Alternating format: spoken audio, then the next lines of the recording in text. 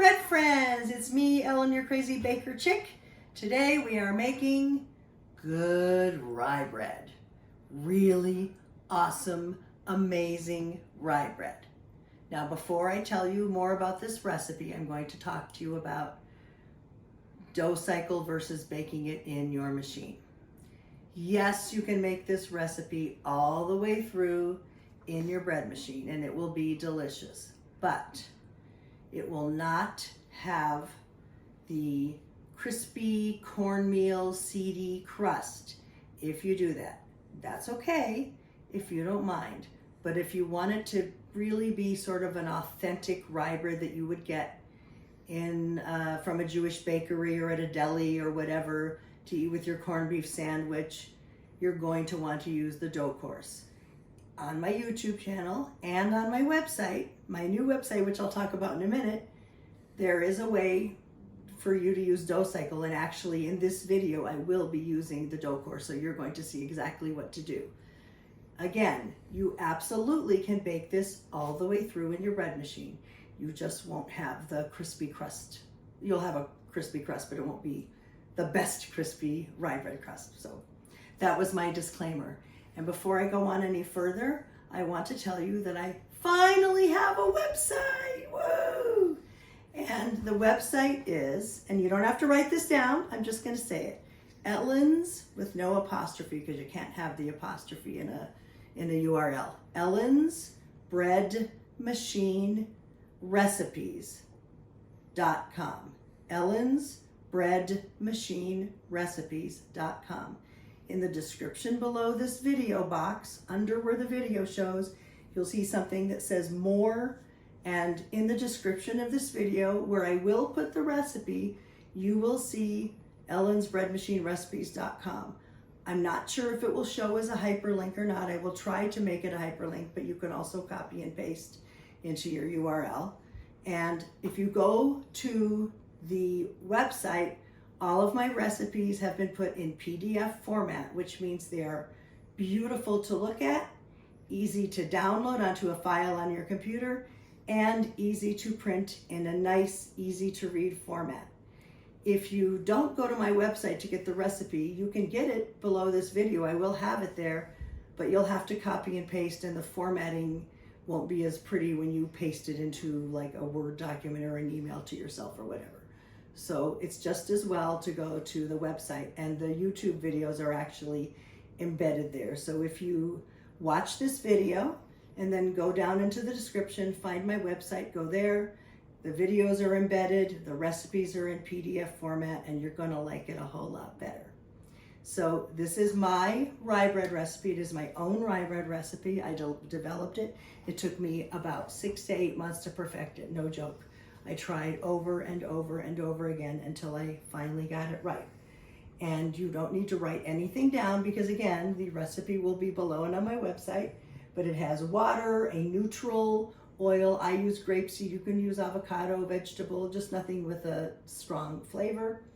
Rye flour, bread flour, brown sugar, salt, caraway seeds, and yeast. Pretty easy. A little bit of cornmeal in the pan if you're using dough course, and that's about it. So after we turn off the camera, I'm going to get all of the ingredients into the bread pan.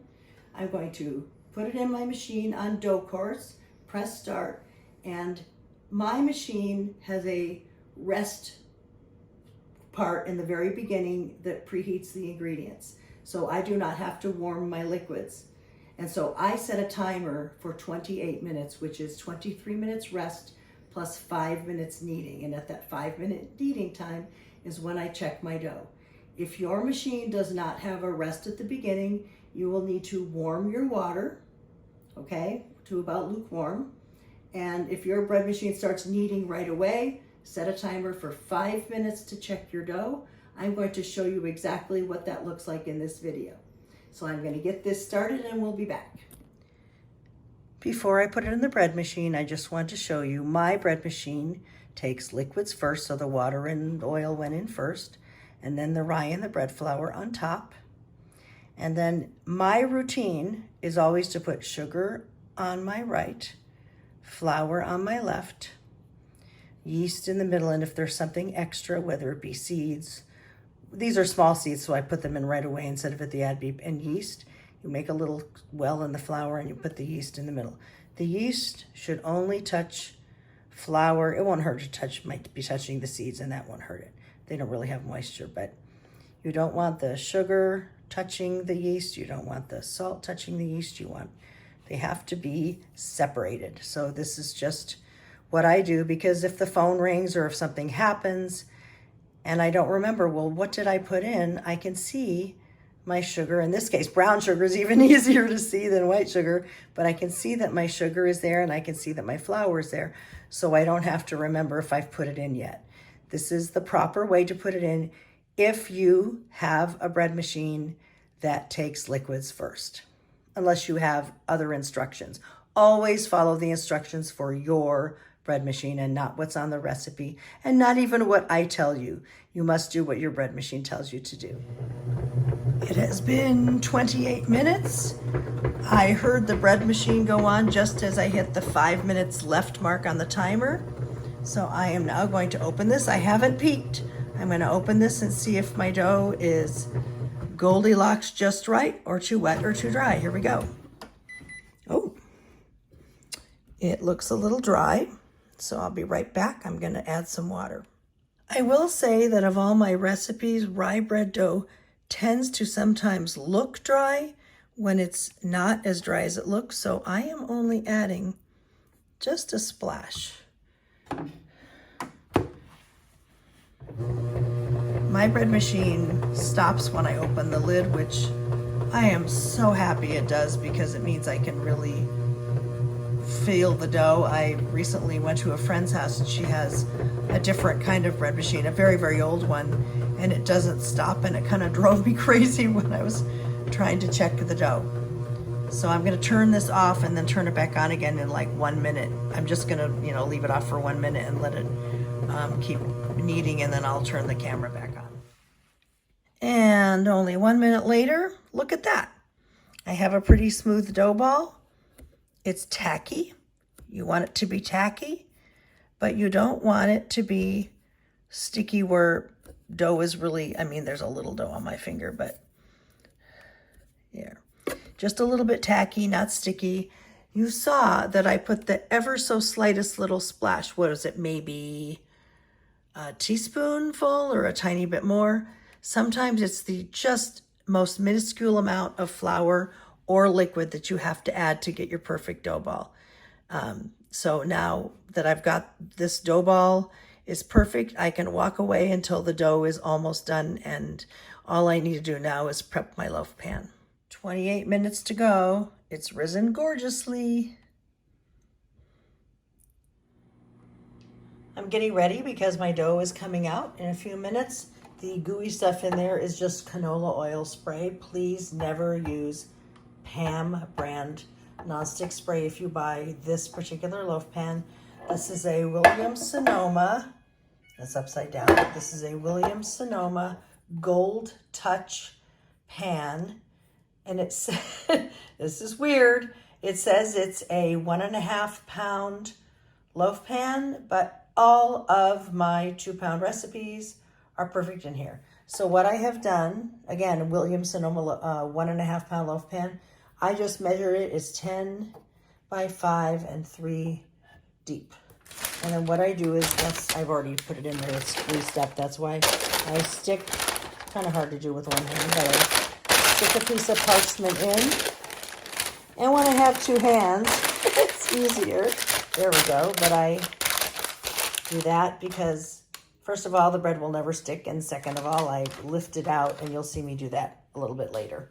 It's easy to lift out onto your cooling rack. And we are back. The dough is, it's not pizza dough, Ellen. The dough is ready.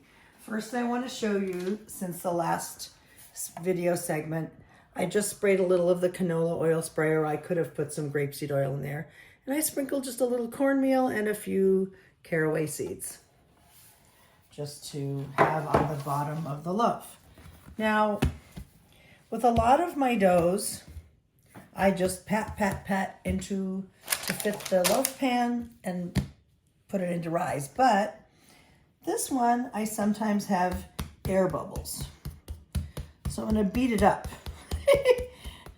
I'm not gonna use a rolling pin. I mean, I could get a rolling pin out and roll it out, and I'm not gonna do that. But what I'm gonna do is just kind of flatten it some, and I'm going to put that side in and put that side in and put that side in like that. I'm just folding it like in thirds, I suppose you could say. And I'm just gonna roll. And this reminds me of the scene in Young Frankenstein, you know, roll, roll away, with Terry Garr and Gene Wilder and Marty Engel. Was it Marty Engel? Yeah, I think so. No, Marty Feldman. Marty Feldman. Anyway, aging myself here. So now I'm trying to get it back to fit the loaf pan, and it'll rise and that will be fine. This is not a big, fluffy, soft bread. It is somewhat dense. I will say that while I didn't do it this time, I do, when I remember, add 10 grams of vital wheat gluten in place of 10 grams of the bread flour. But I didn't do it this time, and I didn't do it that way for years and years and years, and it's just fine. But this is not a big fluffy Wonder Bread. It's not like challah or my semolina bread. It is a more dense bread, and it is supposed to be. So I'm gonna put this in here like that. Could flatten it out a little bit, and that'll be just fine. And I'm going to carry this over to the oven. And the rack is in the correct place, just checking. I'm going to let my dough do the final rise in a slightly warmed oven. I do not have a proof on my oven. If you have proof, set it for 45 minutes, put it on proof. So, put it on proof, set your timer, I'm sorry, didn't say that part. Set your timer for 45 minutes and let it proof. But I don't have that, so what I do is I turn it on to the lowest temperature my oven goes to, which is 170. Hit start, set a timer for 1 minute. 1 minute only. If you don't set that timer for 1 minute and you get distracted, the phone rings, you walk away, you have to go to the bathroom, your kid comes in and says, "Mom, can I do this?" You're going to leave the oven on too long and it will get hot. You do not want a hot oven. You just want a slightly warmed oven. Please don't forget to set a timer that you can hear. Better yet, don't leave the kitchen for 1 minute, and 1 minute only if you are doing it this way. Your proof setting is different. You just, I believe, I've never had a proof setting, well, except on my little countertop oven. You just set it on proof, 45-minute timer, walk away. We have 12 seconds yet. Please notice that when the timer goes off, I turn off the timer and I do what? Turn off the oven. Do not keep the oven on. You are not heating the oven all the way to 170 degrees. That's too hot. So when I stick my hand in here, and don't touch the burner, it would be hot. It feels like you're walking out into a hot 85 or so degree day. Came out of a nice cool house. So I'm putting it in there to rise. I'm gonna set my timer for 40 minutes. I know I said 45, 40 to 45, whatever. The last 5 minutes, it's sitting on the counter rising while I'm heating up my oven to bake it. Either way is okay.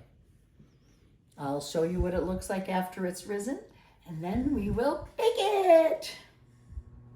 So I'm about to make the egg wash, and you can see that I've cracked one highly priced $3,000 egg.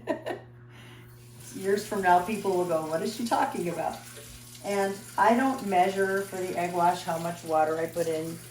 As you can see, I just put a splash in my hand and put it in there. Okay, so I'm gonna come over here. And while I am beating that up, you can take a look at the gorgeousness of that loaf. You can see that it rose really nicely. And definitely doubled in size, which is what you want. And now I have beat this egg up. I'm gonna just bring it over a little closer, and I'm going to egg wash. Now, I am really all about the crust. So like I said earlier, if you want to bake this all the way through in your bread machine, you'll still have yummy bread. But if you really want that signature kind of crunchy rye bread crust that has the seeds and the cornmeal on it, you're going to want to make dough and do it this way. It's totally up to you though. Either way, your rye bread will be delicious. So coated this, I think, pretty well. I think. It's the lighting is throwing me off, so I'm just going to turn it and double check. All right. We're not going to waste the rest of that egg. So now I have all my ingredients stacked to get them out of the way.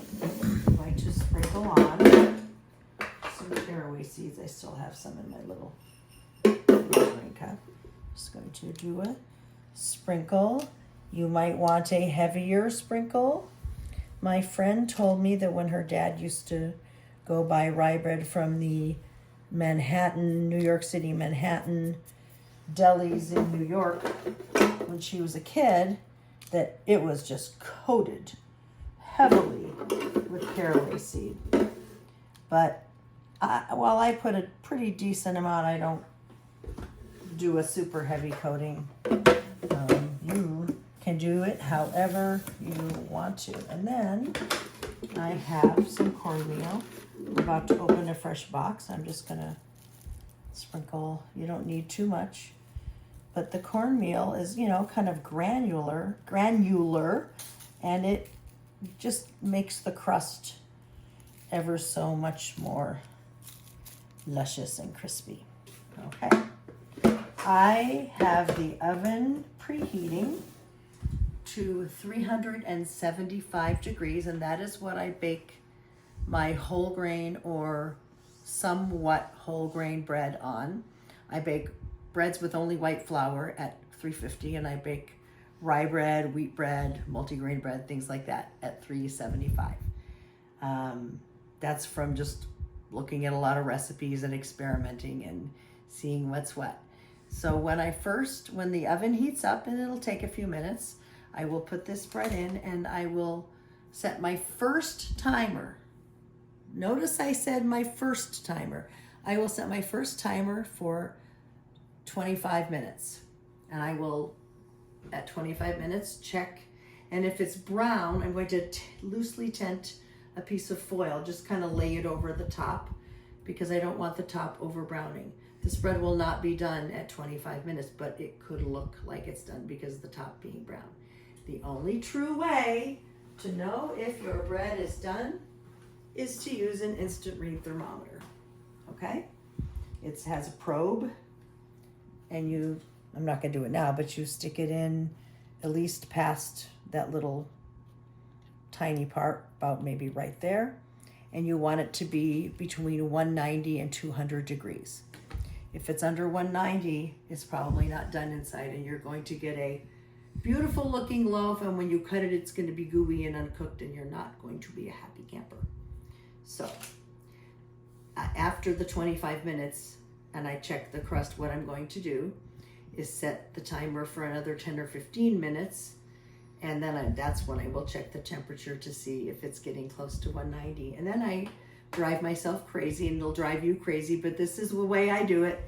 I give it every 5 minutes. So if it's at 160 and I want to get it to 190, that's about 10 minutes probably ish. And if it's only like at 140, I know it's going to take at least 15 more minutes, because I know my oven and I know my breads. What I would do if I were you, until you really get to know per recipe how it goes, is set that timer for every 5, 6, 7, 8 minutes. Take the temperature again until you reach 190. Okay, I will show you what this looks like after it's baked. I just realized I could show you, instead of pulling out your roll of foil. I happen to have these. They're very convenient for certain circumstances. And this is Kirkland. And look, this is an absolute perfect size to go over the loaf of bread if the top is brown. Okay, it's perfect size. It may not be big enough for like a big tray of rolls, for example, like cinnamon rolls, if your tray is bigger. But this is the perfect size for a loaf of bread. And it's very thin, and it's pretty economical to do it this way. This is Kirkland, so obviously that's from Costco, but it's also Reynolds, and it's 500 sheets. I don't remember how much it costs, but this box lasts me like a year or two. It lasts a really long time. We also use these when we're cooking.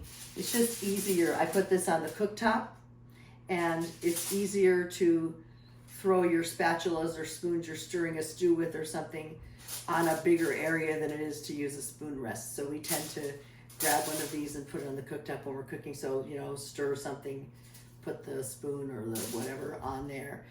It keeps the cooktop clean. Anyway, that's my little hack for you. So I bet if you looked at the spread, you would think it was done. It is most definitely nowhere near done. And that is why I tent it with foil.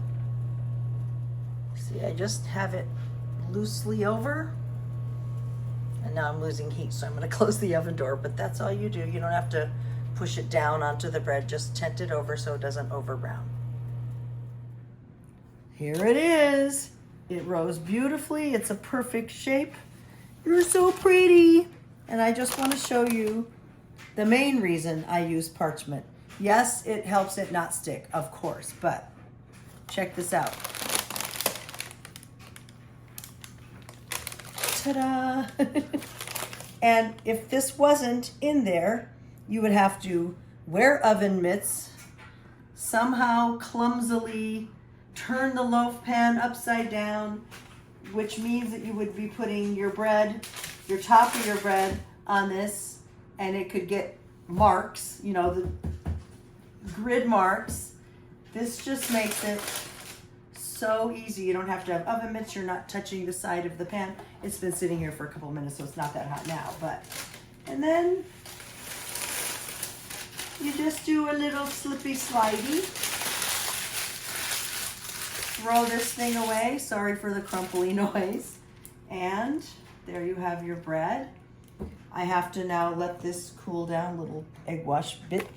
I have to just let this cool down for 2 or 3 hours. And then I will slice it, and I will show you what it looks on the inside. But this is my tried and true recipe. I've been making this for years. It is my pride and joy recipe. So I hope you like it. I hope you like rye bread. And if you have any questions, if you go to my website, there is on the contact page an email address. You can email me to your heart's content. You can show me pictures of successes or disasters if you'd like to do that. Ask me for advice, ask me for recipes, make requests, whatever you want to do. I'm here for you. Again, my website is ellensbreadmachinerecipes.com. And normally Ellen's would have an apostrophe S to be grammatically correct. And it bothers me because I'm a retired teacher, but it can't be in the URL. So it's Ellen's, ELLENS, breadmachinerecipes.com.